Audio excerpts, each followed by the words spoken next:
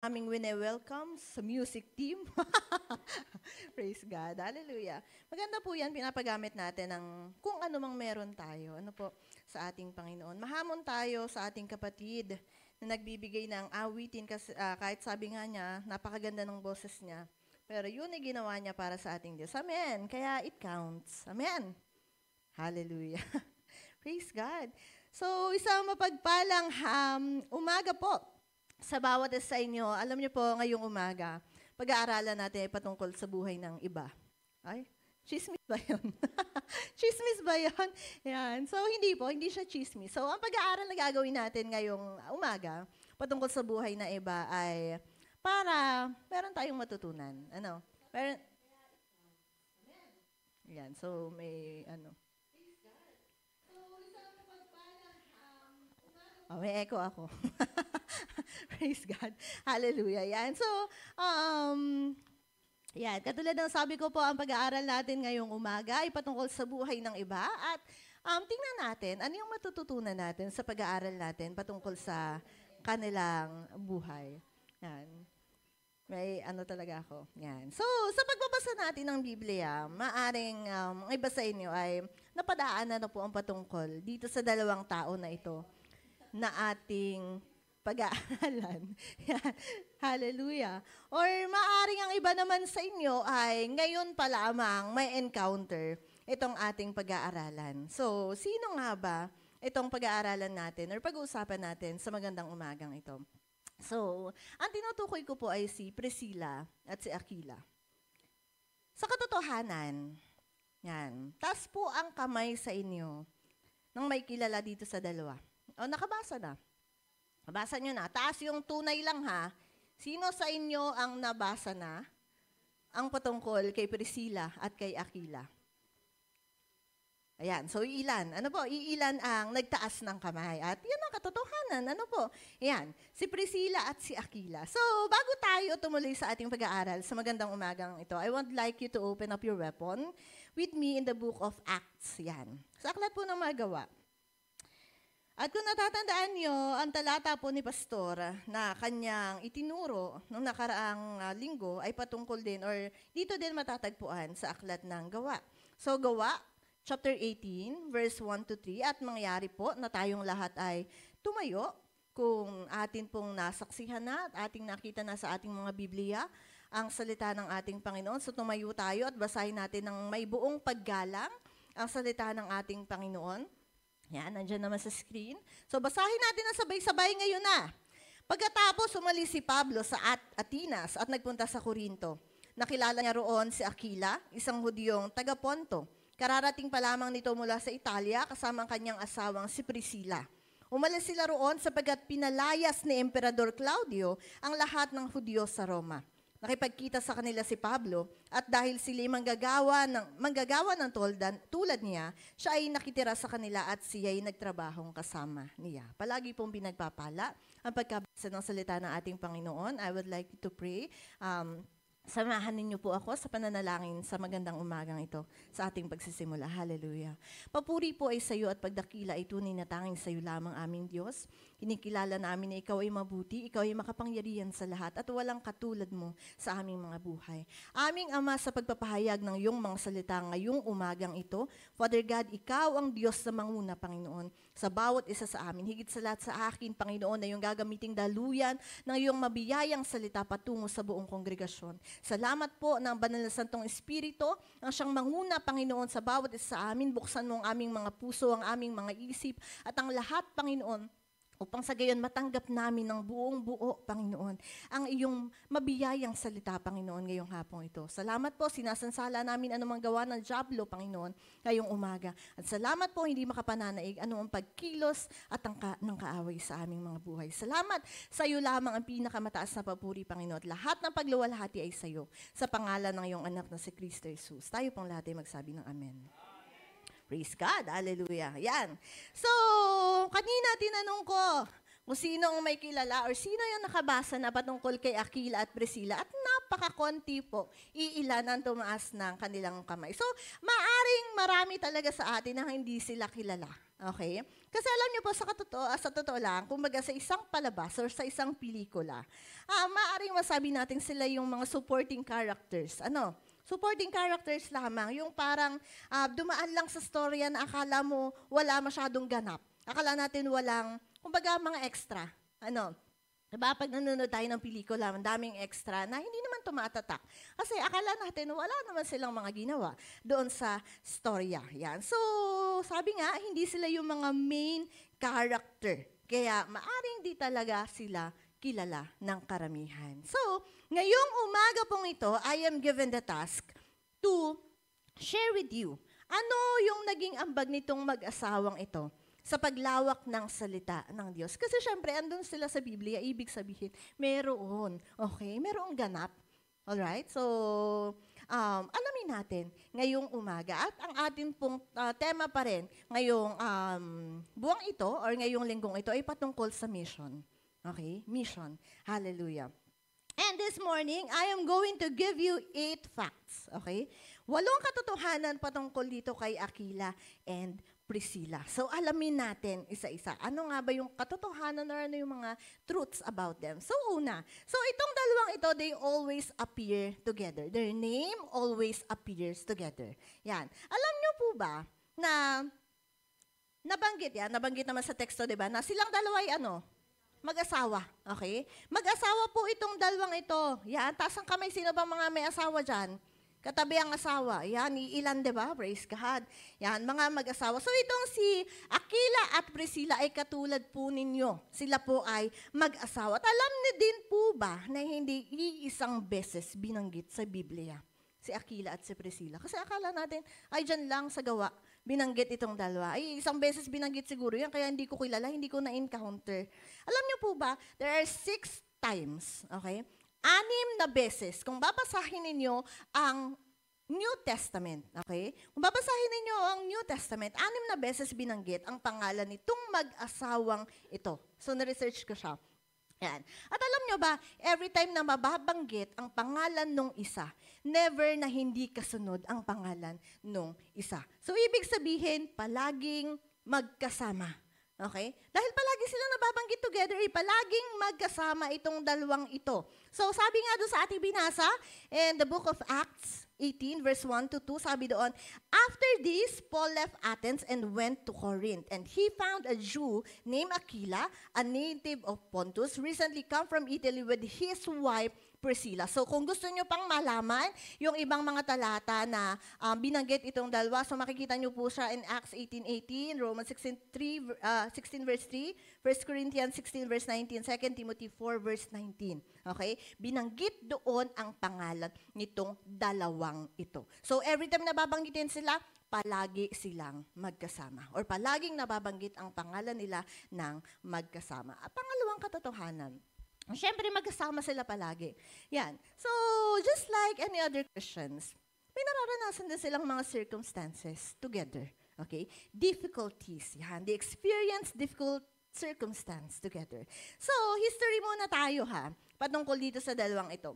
So, di ba doon sa binasa natin ang sabi, andun sila sa Corinto, sila ay nasa Corinto. Pero ang sabi nga, sila ay mga bagong tapak lamang or mga bagong dating galing Corinto kasi sila ay galing sa Roma. At sila ay napaalis sa Roma. Bakit? The emperor at that time, Claudius, okay, ay pinaalis lahat ng Hudyo in Italy. Kaya itong dalawa ito, napilitan silang umalis. At ang sabi sa research, ang sabi sa mga pag-aaral, itong si, ayan nga, ang Hudyo kasi sa kanilang dalawa ay sino? According to sa binasa natin, si Aquila po. Opo, si Aquila ay Hudyo. At ang sabi, maaring itong si Priscilla ay isang Romano. Ngunit dahil nga ang asawa niya ay isang Hudyo, napilitan pa rin silang umalis. Okay? So they are thrown out of Romans at napunta sila sa Corinto. At doon nga nakilala nila itong si Pablo. Alam niyo po ba,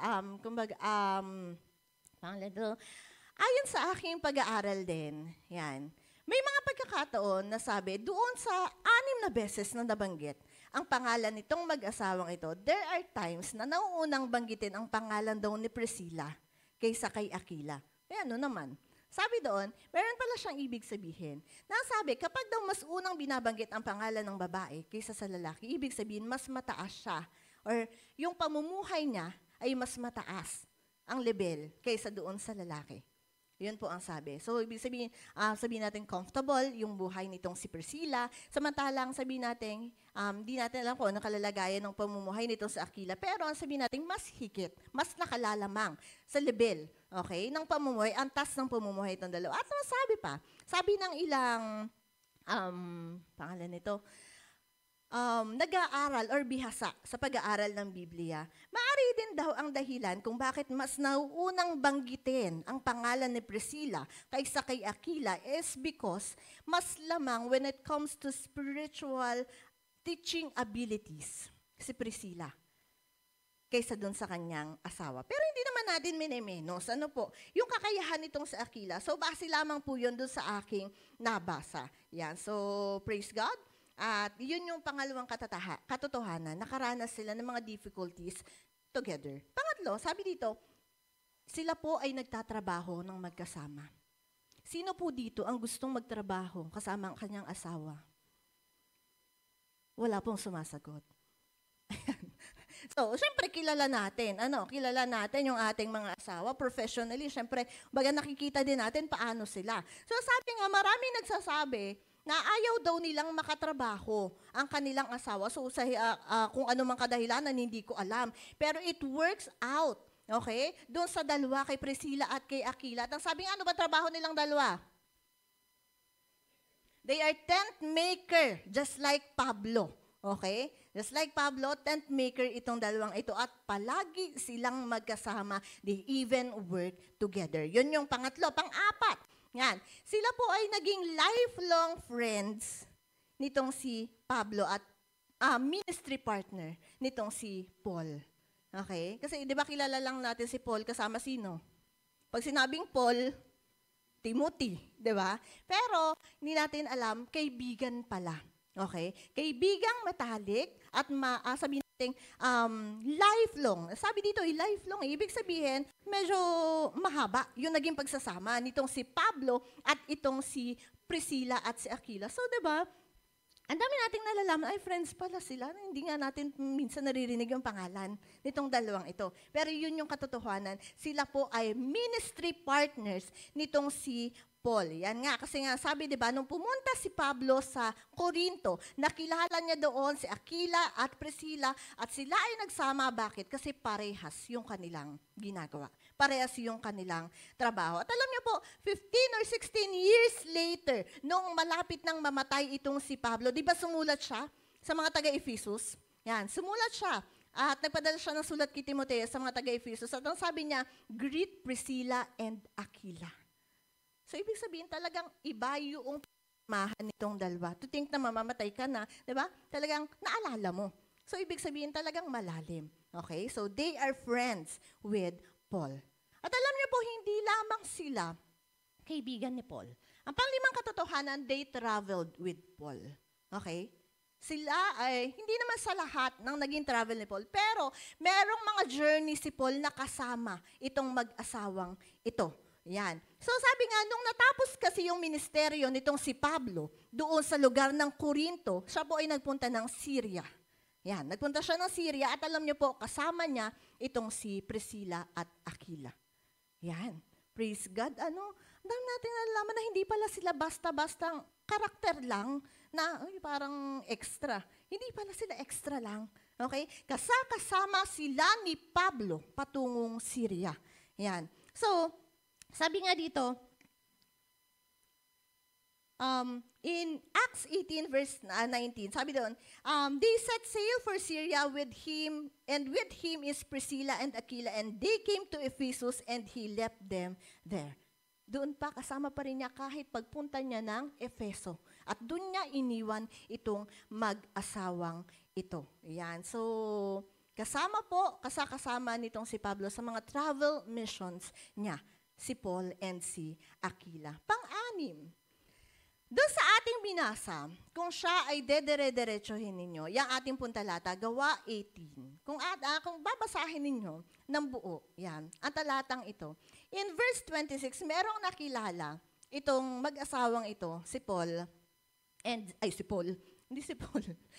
Aquila and si Priscilla, si Apollos. Ito siguro mas sa inyo, mas familiar sa inyo si Apollos. Kilala ba si Apollos? Hindi din. Okay? Pero, nakilala nila itong si Apollos. At basahin natin in Gawa 18, verse 24 to 26. Ang sabi po doon, dumating sa Efeso ang isang Hudyong nagngangalang Apollos. Siya'y taga-Alejandria, mahusay magtalumpati at maraming alam sa banal na kasulatan.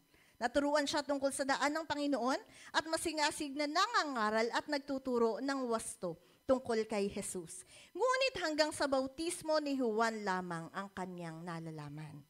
Siya'y buong tapang na nagsasalita sa sinagoga ng mga Hudyo. Nang marinig ng mag-asawang Aquila at Priscilla ang pagpapaliwanag ni Apollos, siya'y isinama nila sa kanyang bahay at do'y pinaliwanagan ng mas mabuting tungkol sa daan ng Diyos. Yan. So, ibig sabihin, knowledgeable, okay? For you to be able to teach someone, okay, or to correct someone, ibig sabihin, itong mag-asawang ito, knowledgeable sila. So, hindi natin alam kung ang nagmulat ba sa kanilang mga mata, patungkol sa pananampalataya, or patungkol kay Jesus, ay si Pablo. Pero silang dalawa ay maraming kaalaman patungkol sa salita ng Diyos. Kasi nga, nung nakita nila, narinig nila itong si Apollos na nangangaral, naisip nila, ay may kulang sa sinasabi niya. Kasi katulad nga ng sinabi no sa ating binasa, ang nalalaman lamang nitong sa Apollos ay patungkol hanggang doon sa pagbabautismo ni Juan. Okay? So, itong dalawang ito, kasi syempre, sabi nga, mas malalim, or sabi natin, mas malawak na yung kanilang nalalaman. So, ang ginawa nila, they invite Apollos. Yan. Sa kanilang bahay and privately, okay, tinuruan nila itong taong ito. Nasabi nga, nagamit yun ng taong ito. Yan. Para ipangaral ang salita ng Panginoon. So yan, they taught Apollos the way of God more accurately. Sila po yun. Hindi ang kung sino mang mga apostol. Sila yung nagturo kay Apollos. Pangpito, sabi dito, they risk their necks for Paul. Okay? Anong necks? Ito. Ibig sabihin, kumbaga ay, ano mga risk sa Tagalog? Ano nga risk? Oh, Teacher Hannah? Risk. Isinugal. Yan, sinugal daw. Sige, gamitin natin yung term na yon.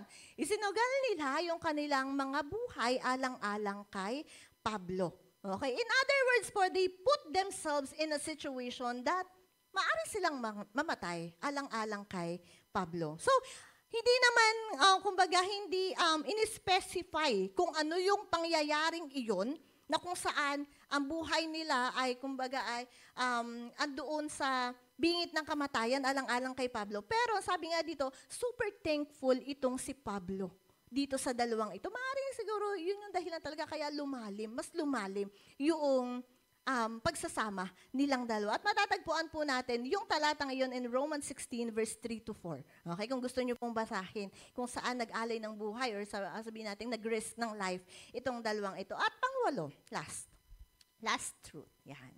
Sabi dito,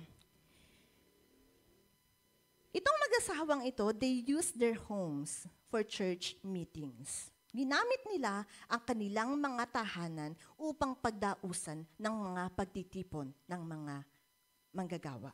Yan. So, sabi nga, sila ay nasa Ephesus, yan. Sa kanila po, okay, ginaganap yung mga pagtitipon na mayroon at that time. At sabi nga dito, church also met in their home in Rome once they came back. Okay, so makikita natin yan in 1 Corinthians 16 verse 19 and Romans 16 verse 5. Now, mas natutunan ba natin or mas nakilala ba natin itong mag-asawang ito? Sa pamamagitan noong walong katotohanan na yun patungkol dito sa dalawa, di ba mas nakilala natin na ay hindi lang pala sila basta andoon nakasulat. Hindi lang pala na extra yung pangalan nitong dalawang ito. Okay? Merong naging bahagi itong mga manggagawang ito para doon, para mas mapalawak. Okay? ang pangalan ng ating Diyos, sabihin natin, ang ministeryo ng ating Diyos dito sa lupa. So alam niyo po, just because Aquila and Priscilla are tinatawag nating mga ordinary Christians at their time, kasi diba, sikat, or sabihin natin, talaga namang kapag magbabasa tayo ng Biblia, kalimitan ang kilala natin ay sino? Of course, we know Jesus, ang Diyos. Maliban sa kanila, sino pa? Yung mga apostol, di ba? Sila Pablo, sila Juan, yun yung mga kalimitang mas kilala natin. Okay? Yan. So, pero sabi nga dito, hindi ibig sabihin na parang sila yung mga ordinaryong Kristiyano lamang. Ibig sabihin na wala silang ginawa para mapalawak ang kaharian ng ating Panginoon. Okay? Yan. Kasi akala natin simple lang na binanggit yung pangalan nila, pero kung pag-aaralan mo pala talaga, nang mas malalim ang buhay ng isang taong nasa Biblia, ang dami pala nilang ganap. Kaya importante talaga nagbabasa tayo at hindi lang nagbabasa, nag-aaral tayo. Kasi dati, yun lang din ang alam ko na nakitira sa kanila si Pablo nung siya'y pumunta ng Corinto. Other than that, wala. Nabasa ko lang si Aquila at si Priscilla, period. Pero ang dami pala nilang ginawa. Ang dami din palang ambag. Yan. So, sabi nga dito, let this be a challenge, okay? Let us be a challenge sa ating mga manggagawa to live a life useful before God's eyes.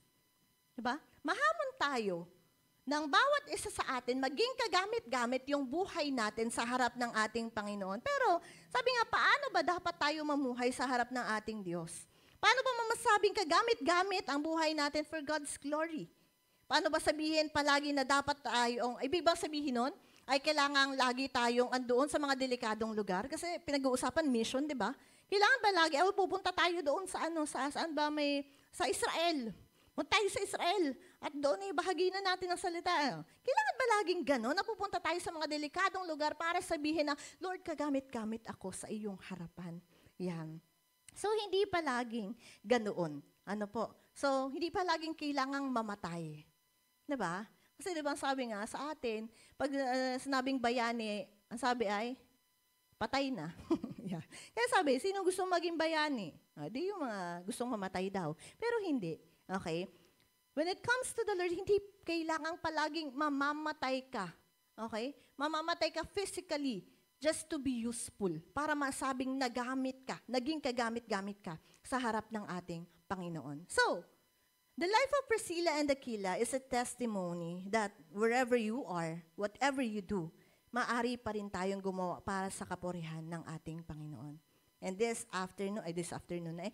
morning, apply natin sa ating mga buhay, paanong paraan ba ako magiging kagamit-gamit sa harapan ng ating Panginoon based doon sa buhay nila Aquila and Priscilla. Okay? So, first one. Yan. Ang unang paraan kung paano tayo maaring maging kagamit-gamit sa harap ng ating Panginoon, katulad ng ginawa nitong sa Aquila at Priscilla, sabi nga dito, supporting those who proclaim the gospel and plant churches. So, maraming mga misyonero, okay? Maraming mga misyonero. Sabihin natin dito na lamang sa atin, sabihin natin yung mga humahayo. Okay? Simple. Yung mga humahayo, yung mga nag-i-evangelize. So ikaw, sabi nga dito, if there's anything that we can do for those brothers and sisters in Christ, even in the smallest things, dapat ginagawa natin. Okay?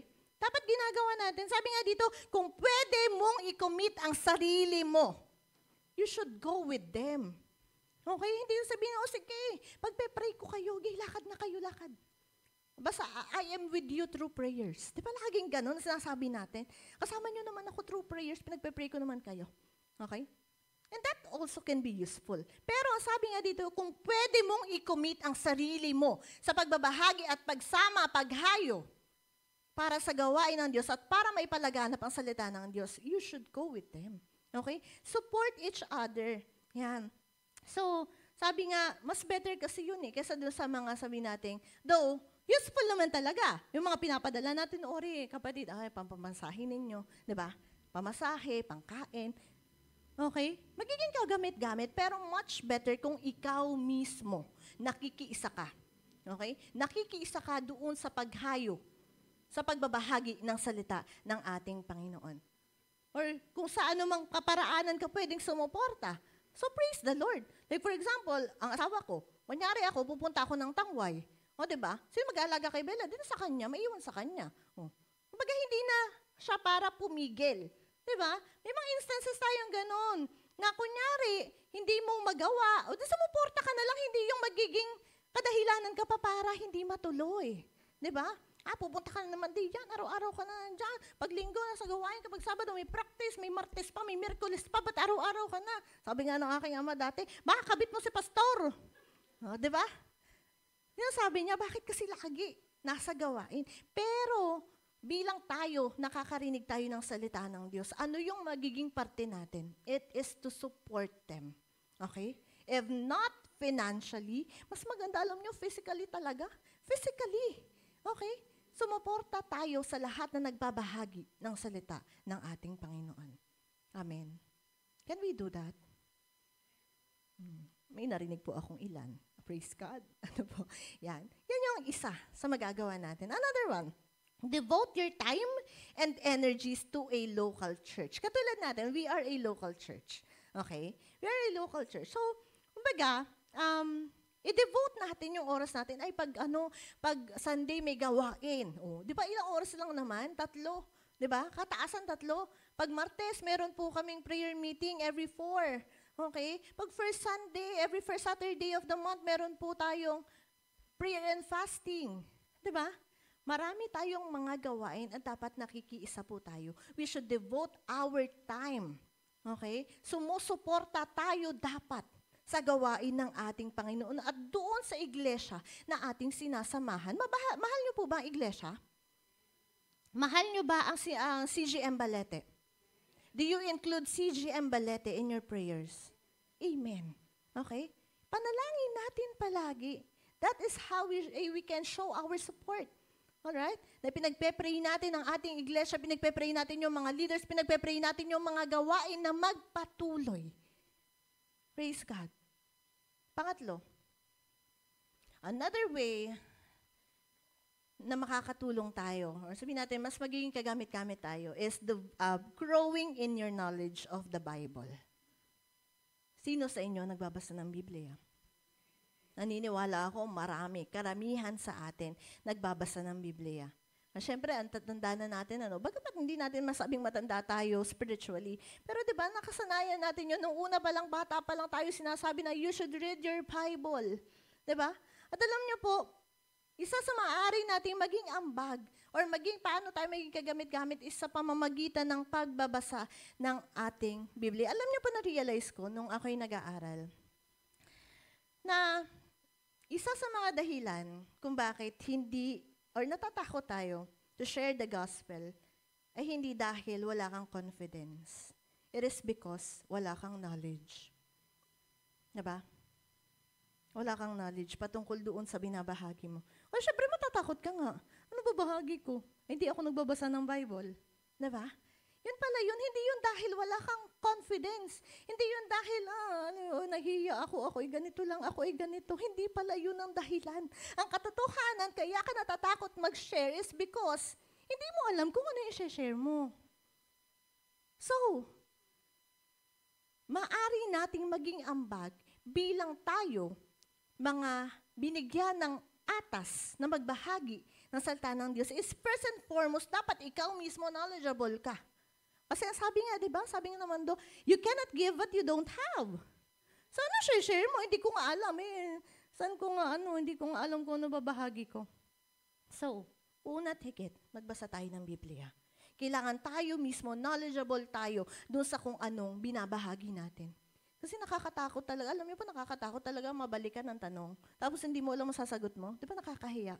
Akala ko Kristyano kayo, akala ko, diba? Kasi ang tingin nila sa atin, marami tayong alam eh.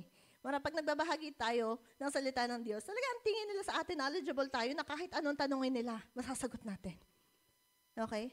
Yun ang tingin ng mundo sa atin. Only to prove them wrong. Na tinanong ka nila, teka muna, anong number ni pastor? Tawagan ko muna si pastor. Kasi hindi ko alam. Alright? So, you should grow in your knowledge of the Bible. Magbasa po tayo. Sa araw-araw ng buhay natin, magbasa tayo. Sabi ko nga, sino ba dito nakakaligtaan pang magbasa ng Bible? Meron pa ba? Ay, nakalimutan kong magbasa. Sabi niya sa Semboy. Ayan. Sabi niya sa akin, huy, i-remind mo. Sabi niya, i-remind mo naman yung mga kasama natin. Sabi niya, hindi na silang papasa sa GC. Sabi niya, 4 na lang tayo. Sabi niya, ganyan. Sabi ko, alam niyo po kasi kapag malalaki na ang tinuturuan mo, ang hirap mag-remind. Kasi syempre may sarili na silang isip May sarili na silang di ba? Sabi ko sa kanya, alam mo, hindi na para i-remind yun. Malalaki na sila. Okay, malalaki na sila. Dapat alam na nila yon. Sabi niya, pagpapasa na lang. Sabi, hindi pa magawa. Ibig sabihin lamang na hindi sila nagbabasa ng Biblia. Sabi ko, bahala na sila. Mananagutan nila yon. Okay, pero, maging yun sa ating mga Kristiyano. Okay, natama din naman. Dapat hindi na tayo pukpukin pa when it comes to reading the Bible. Dapat, routine na yun Routine na, araw-araw, pagkagising mo. Pagkatapos manalangin, magbabasa ng Biblia. Diba? Hindi na siya para i-remind, hindi na siya dapat nakakalimutan pa. Okay? Hindi na dapat, nakalimutan ko. Yan. So, ma-born again tayong lahat. Yan. So, sabi pa, another one, sabi dito, discussing God's word with others and even correcting them. Yan. So, di ba kanina nga, kinorek nitong si Aquila at si Priscilla, itong si Apollos. So, may mga pagkakataon na kulang ang kaalaman ng iba. Na siya mo namang, sabihin natin, napapag-aralan. Especially kapag masipag ka. Magbasa, makinig. Yan, di ba? Madaming tumatatak sa isip mo, maraming ganito pala yan, ganito. So, minsan may mga pagkakataon ng mga kapatid natin, kulang sila sa kaalaman. Okay? So, katulad na nangyari dito kay Apollos, tinuwid nila at binahagi ko yung nalalaman nila, hindi para ipahiya. Okay? Hindi para ipahiya ang tao, ang kapatiran, kundi para mas kompleto yung information. Yan. Para mas buo yung kanilang kaalaman. Diba? Sabi nga, sama-sama tayong lalago Kung ano yung meron kang knowledge, you should share that with others. Hindi yan para manatili sa'yo na nalaman mo na ganito pala, hindi pala dapat ganito. Bahagi mo yan sa iba. Para sila din matuto sila. Hindi lang ikaw yung umaangat tayo, lahat tayo umaangat. Okay? Diba? Kasi alam niyo po, minsan hinahanap mo talaga sa iba. Yung meron ka. Gusto mo, di ba, ewan ko meron akong ganun din na sana ganito yung kanilang knowledge, na hindi mo na kailangan mag-explain na ganyan-ganyan. Di ba? Na sana pare-parehas kayong matataas yung level na tayo. So, ano yung gagawin mo? Turuan sila. Okay? Turuan sila. You should share your knowledge, not to boast. Hindi para ipakitang, ako knowledgeable na ako sa inyo, ako andito na ako, kayo, andito lang kayo Hindi yun ganun. Okay? Para pare-parehas tayong lalago, pare-parehas tayong magiging kagamit-gamit, pare-parehas tayong lumalim. Amen? Katulad ng ginawa itong dalawang ito. Yan. So, nowadays, alam niyo po, ang dami na kasi, especially sa panahon natin ngayon, di ba, social media is there, at talagang yun yung talagang sabi nating mas patok ngayon. Yan. So, even sa pagbabahagi ng salita ng Diyos, kaya nga meron na tayong tatawag natin 24/7, and it's our third year. Third year na ba? Tama ba ako, Buboy? Papasok. Yeah. Tapos na kami sa aming second year, third year na ng pagbabahagi ng salita ng Diyos in the social media. And alam niyo po, dahil nga karamihan sa nagbabahagi ng salita ng Diyos ay matatanda. Ay, hindi naman. Ano ba ang term? Ano daw po? Middle age. Middle age. Gusto nilang mas pagandahin. Sige, pagandahin natin. Mga middle-aged. Makaramihan sa nagbabahagi ng salita ng Diyos ay nasa middle age. Alam niyo po, sabi nga nila, hindi sila maalam na ganito. Paano gagawin ko? Hindi ganyan-ganyan. Okay?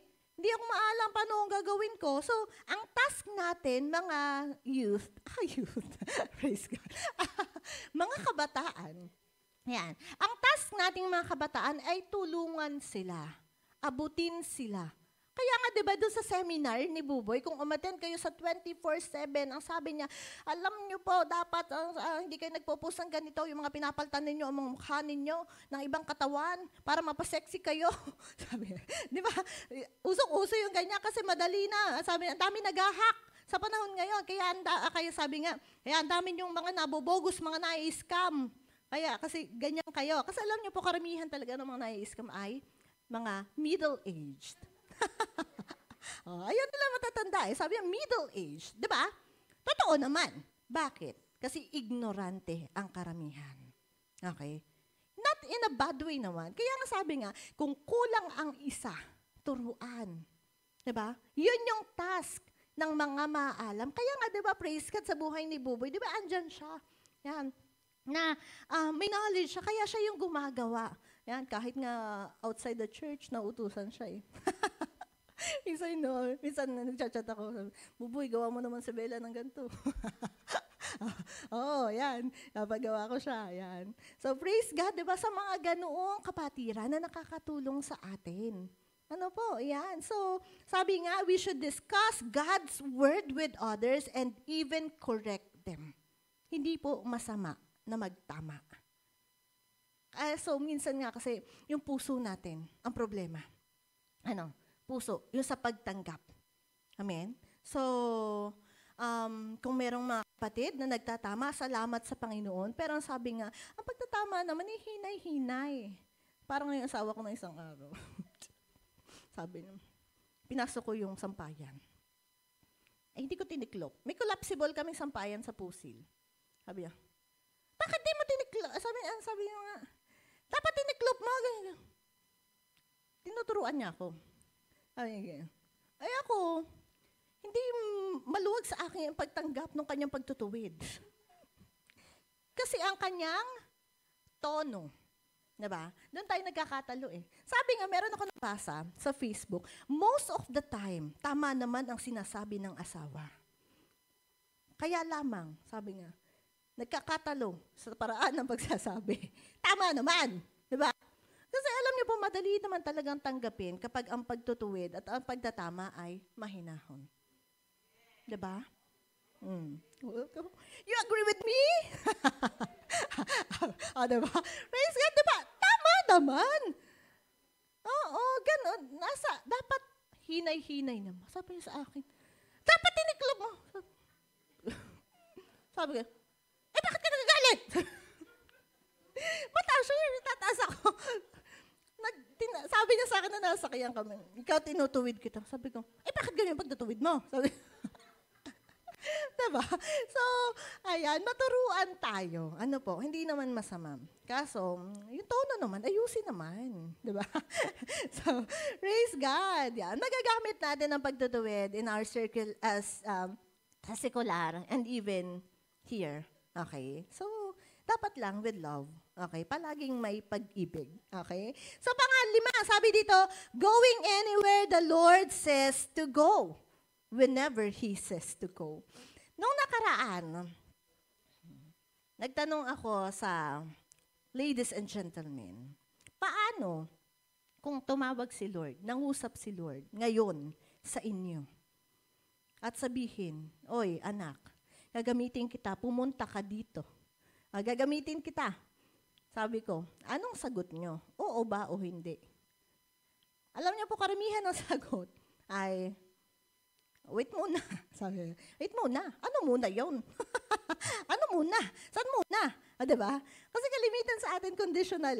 Okay, ang pagsunod natin. Depende kung magugustuhan mo, depende kung swak sa'yo. Teka muna, tingnan ko muna, kaya ko ba yan? Baka naman hindi ko kaya yan. Okay? Kasi sa katotohanan, ganun tayo sa ating pagsunod. Minsan ako, ganun din ako. Bakit ibibigay sa akin yan? Parang hindi naman ako ano dyan. Diba? Ganun tayo. Pero sabi nga, we should go. Katulad ng pagkatawag kay Isaiah. Diba? Sabi lang ng Lord, sino ang susuguin ko? Sino ang papadala ko? Wala naman siyang sinabi, sino ipapadala ko dito? Papunta ng Shatin. Diba? Wala naman siyang sinabing ganon. Nasabi lang ni Isaiah, here I am, Lord. Send me. Yun ang sabi niya. Hindi siya nagtanong, Lord, saan muna? Ano muna yung papagawa mo? Kaya ko ba yan? Or baka mamaya hindi ko yan kaya. Ang sabi niya lang, Lord, here I am. Narito ako. Suguin mo ako. Okay? At grabe yung puso. Di ba? Grabe yung puso ni Isaiah. At sabihin nga natin, hindi kasi, na-realize ko din kagabi, nasabi nga, minsan kasi yung puso mo hindi katulad ng puso ng iba. Okay? Kaya lang minsan nga, hinahanap natin sa iba. Kaya lang magkakaiba tayo eh. Okay? At praise God kung may puso tayo na katulad nitong si Isaiah. Praise God kung meron tayong puso na handang magpagamit ng buong buo. Okay? Na walang tanong, na Lord, kaya ko ba yan o hindi? Diba? Purihin ng Diyos sa buhay ng ganong mga tao. Yan. At ang sabi nga dito, kung saan tinuro ng Diyos, doon pala tayo dapat pumunta. Sabi ko, na-realize ko din, bilang Kristiyano pala, yun pala dapat yung travel goals natin. Kasi meron tayong mga travel goals. Ako personally, meron akong gustong puntahan. Okay? Gusto kong pumunta. Actually po, gusto ko talagang pumunta ng Japan, doon sa pinuntahan nila Ning. Oo, talagang pangarap ko din yun. Diba? Gusto ko yun. Ang dami kong gustong puntahan. Especially gala ako. Talagang gusto ko. Pag may nag-aya, pupunta tayo. Ganyan. So, diba? Pero sabi nga dito, ano yung rason kung bakit ka pupunta sa isang lugar? Okay? Ano yung rason? For what reason? Sa katotohanan, pupunta ko ng Japan para gumala. Diba? Para gumala. Mali ba? Hindi naman. Hindi naman po mali. Pero sabi nga dito, more than the travel that we plan for ourselves, we needed to be ready if the Lord sends us to go, regardless kung malayo ba siya, kung maganda ba siya, or kung gusto mo ba siya. Okay? So, dapat handa pala tayo. Na kapag sinugo tayo, o ikaw, Janice, pumunta ka doon sa Solis, magturo ka doon ng bata. Bakit naman? Ikaw sarap matulog naman pagtanghali ng linggo. Di ba? Totoo naman po yun. Sarap matulog na tanghali ng linggo. Di ba? Eh, kami, alas 12 pa lang, magkakainan pa lang, iba alis na kami. Di ba? So, ganun talaga ang paglilingkod sa Diyos. Okay? Hindi sa kung ano yung gusto natin, physically, kundi kung ano yung makalulugod sa ating Panginoon. Pang-anim, using your resources for the advancement of God's kingdom. Paggamit ng kung anong meron tayo para mas ma-advance, mas lumawak ang kaharian ng ating Diyos. Diba? Ito, ang tagal na nating naririnig to. Gamit na to. Diba? Nasabi kong ikaw, hindi mo kaya or ayaw mo talaga magbigay ng time. Sabi dito, paggamit mo nila yung resources na meron ka. Diba? Ay, Pastor, hindi ako makakasama. Gawa busy. Ako may trabaho. So, kung may trabaho, sabi nga, anong mga resources, anong pwedeng ipagamit mo na meron ka? Bagamat hindi natin ini-encourage na ganun palagi, mas ini-encourage natin na sana tayo, sama-sama tayo. Pero, sabi nga kung talagang may puso ka na magbigay at magpagamit, pagamit mo kung ano yung meron ka. Alam niyo ba, praise God, sa buhay ni Shara. Yan. Sa buhay ni Shara, alam niyo, lagi kami kasi magkausap. Ganyan. Alam niya, sabi niya, malinaw sa kanya na ang kanyang, talagang ang kanyang ay para sumuporta sa gawain ng Panginoon. At purihin ang Diyos. Doon sa mga ganong pagkakataon. Pero alam niyo po, ay naka-live pala. Hindi na pala. Hindi na pala. Ito personal naming yan.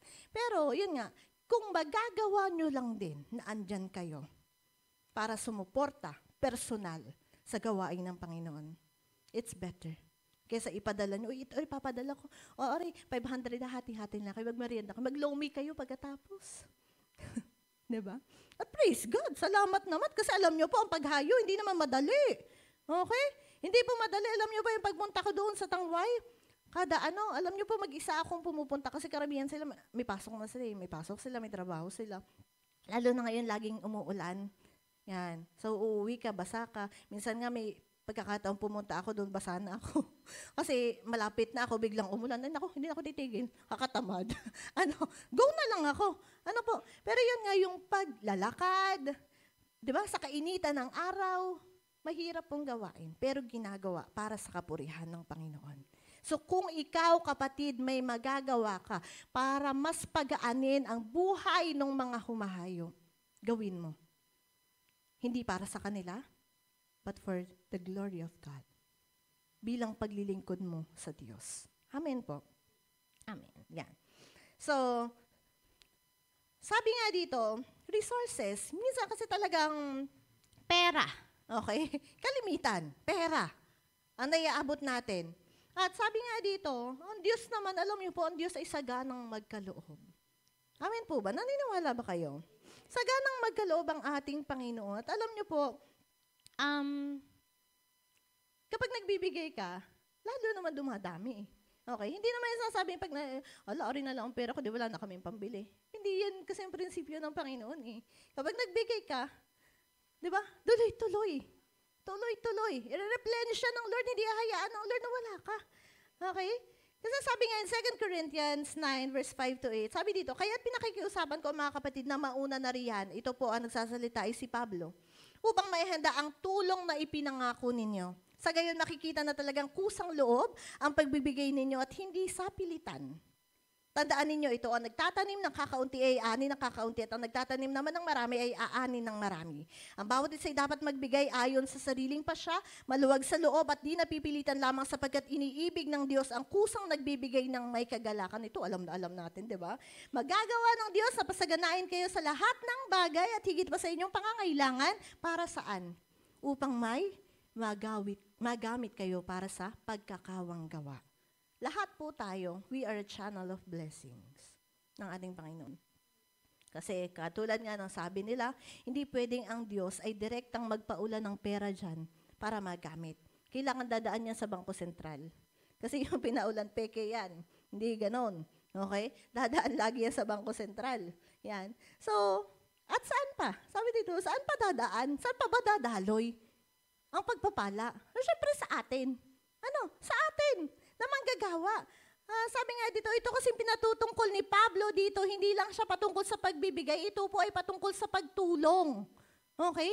Patungkol po ito sa pagtulong. Yan, pagtulong saan? Sa mga nangangailangan at sa mga, kapatiran na naghihirap at that time. So, ang sabi nga dito, magagawa ng Diyos sa pasaganain kayo sa lahat ng bagay higit pa sa inyong pangangailangan. Ibig sabihin yung higit dyan sa mga pangangailangan ninyo, hindi yan para ipanggala pala. Para pala yan sa pagpakawang gawa. Pangtulong. Though hindi naman sinabi na, ito, ubusin ko na lahat ito, itulong mo na ito. Hindi po. Sabi nga doon, kailangan maluwag sa puso mo yung binibigay mo. Maluwag. Amen? Para sa pagkakawang gawa. Whatever you have, you can give it. At malaki po yung tulong niyan. Amen. Malaki po ang tulong ng lahat ng maibibigay natin. Be it financially, be it prayer, okay? Pero higit sa lahat yung supportan natin physically sa paghayo. 7.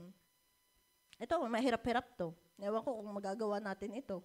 Sabi dito, being willing to die for fellow believers. Handa ka dapat mamatay para sa iyong kapatid. Yan. So, sabi nga, Romans 16 verse 3 to 4, ito yung binabanggit ko sa inyo kanina. Sabi ni Pablo, ikumusta ninyo ako, kina Priscilla at Aquila, na mga kamanggagawa ko kay Kristo Jesus. Sabi ni Pablo, itinaya nila ang kanilang sarili sa panganib upang iligtas ang aking buhay. At hindi lamang ako nagpapasalamat sa kanya, pati na rin lahat ng iglesia ng mga hentil. Would you be willing to die para dyan sa katabi nyo? Baka sabihin na iba, mauna ka na. Diba? Mauna ka muna, ikaw muna. Ikaw muna. Would you be willing to die for your brothers and sisters in Christ? Mahirap. Mahirap. Pero katulad ng ginawa nila nila Aquila and Priscilla. Sabi nga dito, kailangan pala. Kailangan pala. Yan. Kasi hindi naman natin alam ang buhay eh. Hindi natin alam ang buhay. So, ang Diyos lang naman ang may alam. Pero sabi nga, sa bawat pagkakataon yan, so, dapat, kung matutulungan natin yung iba, to the point of death, kailangan gagawin natin. Ano po? Kasi yan, sabi nga, di ba, sa ating mga binabasa, kung sino ang nag-aano na magkaroon ng buhay siyang mawawalan. Yan. So, hindi naman yung careless ka na. Pero, kumbaga, tayo, ang Lord nang bahala. Ano po? Ang Lord na ang bahala sa ating mga buhay. Yan. So, yun yung mga bagay na maaari pala nating maging ambag sa mission. Or sabihin natin, even in pagbabahagi, evangelism. Kasi dito sa atin, wala namang missionary. Ano po? Wala namang, sa may council, diba? Missionary council na nagpupunta sila kung saan-saang mga lugar, yan, para umabot. Pero dito sa atin, wala naman pa. Though may fund tayo, ano po, tama po, Pastor. Sino ba ang gustong mag-mission sa inyo? O susuportahan daw na yung church. Diba? Kasi tatandaan ko lang dati, palagi nagsasabi, gusto daw niya maging missionary si Hannah. Nung bata-bata kami, siya palagi, sabi niya, gusto kong mag-mission. Yan. So, hindi ko alam kung yun pa rin yung puso niya, pero yun ang naririnig ko sa kanya dati. Gusto niya mag-mission. Pero yun nga, kumbaga ay magandang gawain para sa ating Panginoon. Pero mahirap. Siyempre, mahirap. Ano po? Iiwanan mo lahat ng bagay. Pero yun ay para sa kapurihan ng ating Panginoon. So, for our conclusion, diba? Bilis ako ngayon. Bilis ako ngayon, hindi ako masyadong matagal. Praise God. So, alam niyo po, katulad nitong dalawang ito, maaaring minsan pinapalagay din natin sa sarili natin na tayo, hindi naman tayo mga main character sa loob ng iglesia. Diba? Tingin natin ay, wala, tayo yung mga attendees lang. May iba, maaaring may iba sa inyo na ganun yung tingin sa kanilang mga sarili. But sabi nga, is there such a thing as main character sa loob ng church? Wala naman. Walang mas higit sa bawat isa. Kung ginagamit man tayo ng Panginoon, purihin ang Diyos. Pero hindi yun para ipagyabang na, hoy, pastor ako, bakit mo ako uutusan? Matal si pastor nga siya, lagi nagluluto eh. Yan. So, there is no such thing as a main character within the church. Kasi ang tinataas lamang natin dito ay ang Diyos. Walang iba. Ang Diyos lamang. Yan. So, sabi nga, lahat tayo manggagawa. Sabihin nyo nga, ako ay manggagawa. Yan. Workers po tayo dapat within the church. Lahat tayo ay dapat kaisa sa pagbabahagi ng salita ng Diyos. Bagamat sabi nga, hindi naman sa atin talaga iniwan. Hindi sa atin iniwan yung assignment na yun. Iniwan yun sa mga apostol. Pero, kumbaga, tayo. Okay? Tayo kaisa tayo dapat doon sa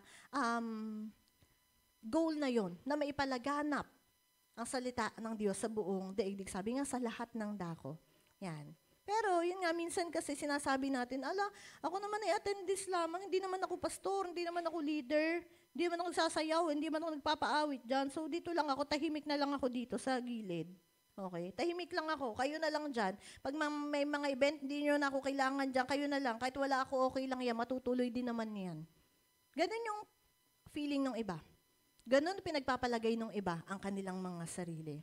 Or kung ma-apply natin sa tema natin ngayong buwan, na pag ang pag-uusapan na mission, yun. Sabi nga, hindi ako kasama dyan. Ba't ako kasama dyan? Hindi man ako pastor. Diba? Nakala natin yung pagbabahagi, yung evangelism, yun ay trabaho lang ng pastor at leader. Hindi po. Ang evangelism ay trabaho ng bawat isa sa atin. Tayong lahat.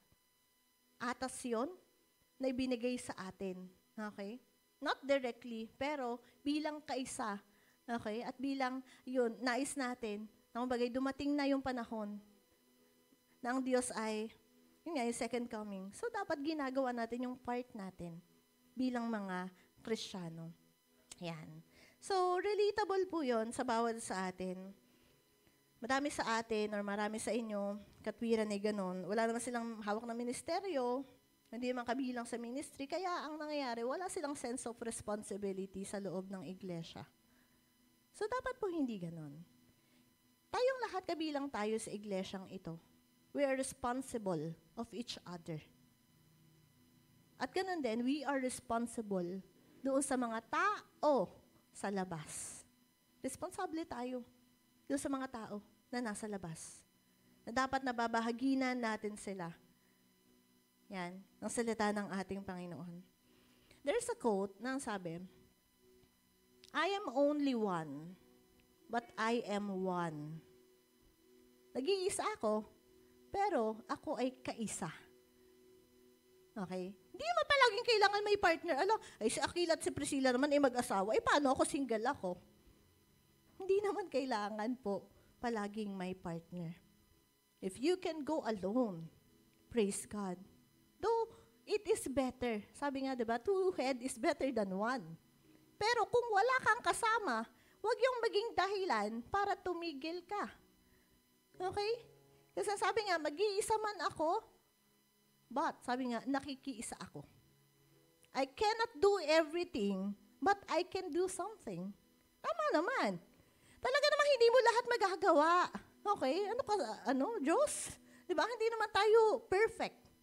Hindi natin magagawa lahat ng bagay, pero may magagawa ka. Diba?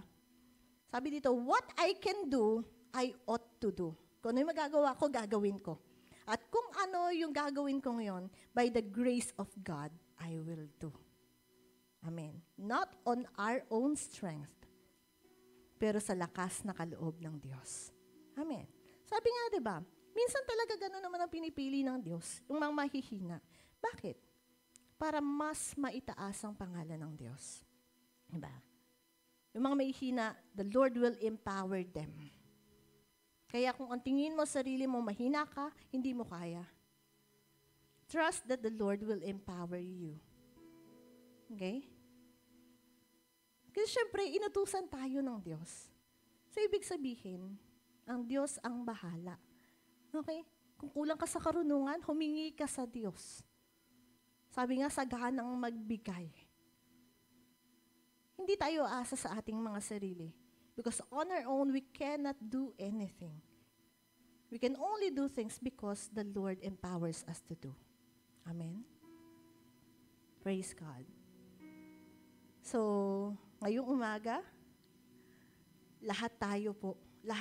Hindi lang po ang leader, hindi lang si pastor, lahat tayo.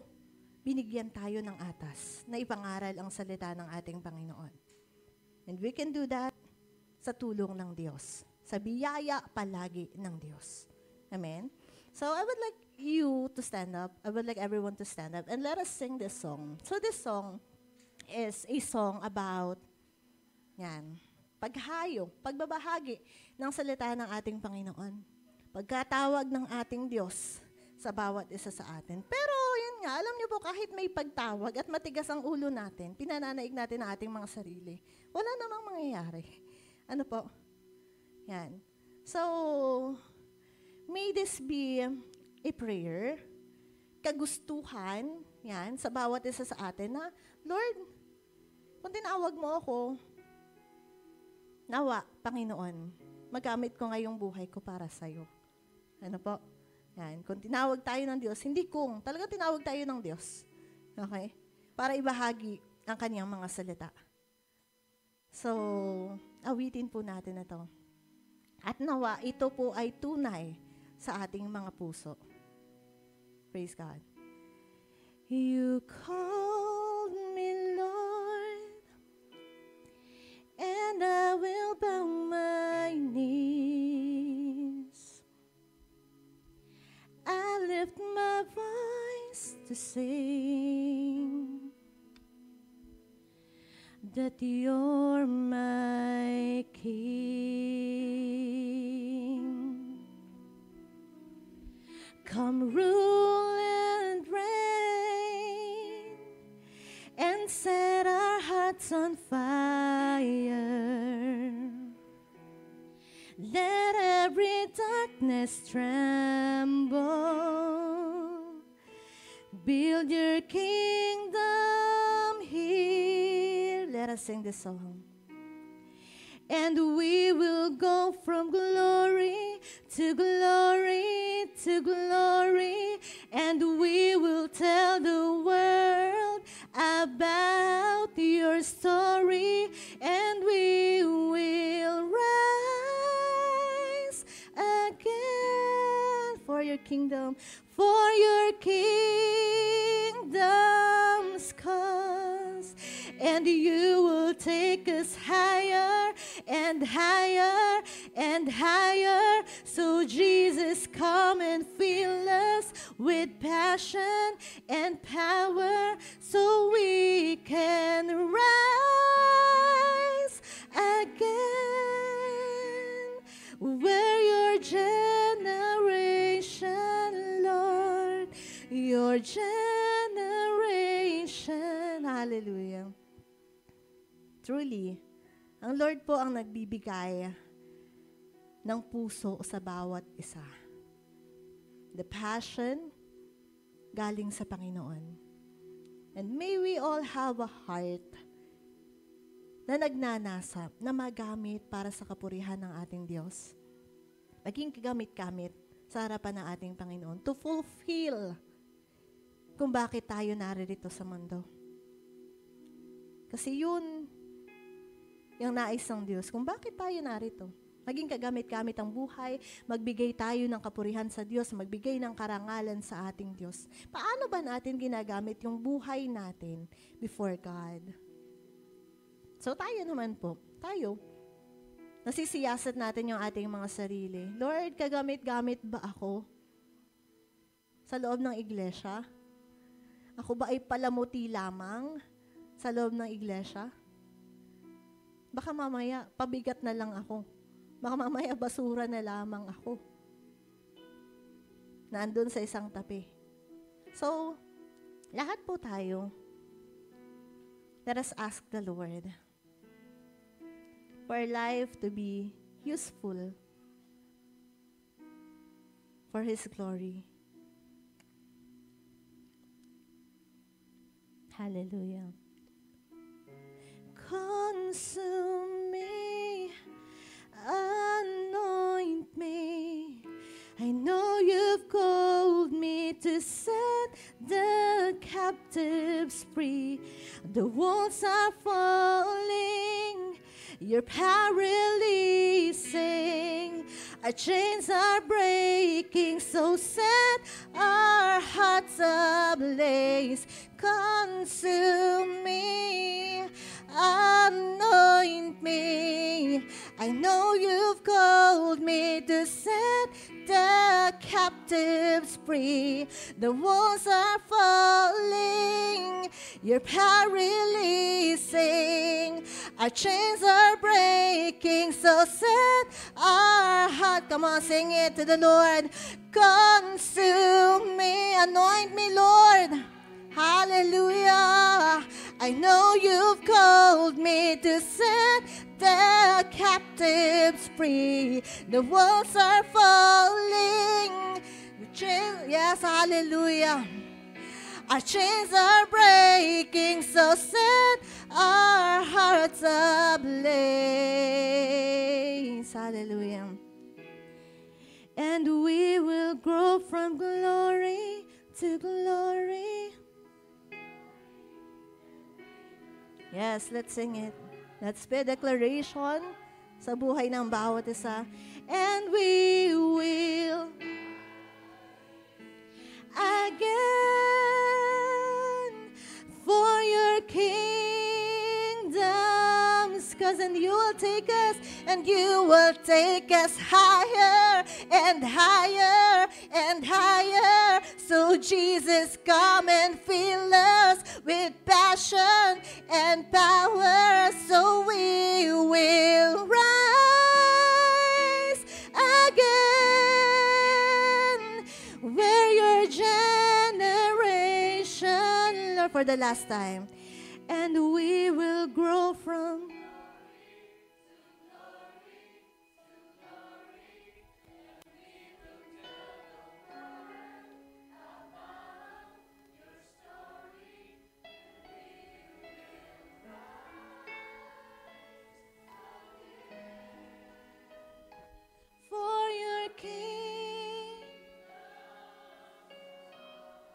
and you will take us higher. So Jesus,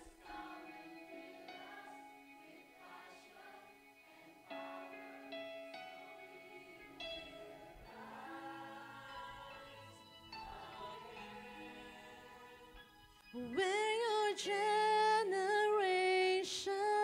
Lord. Your generation. Hallelujah. We are your generation, Lord.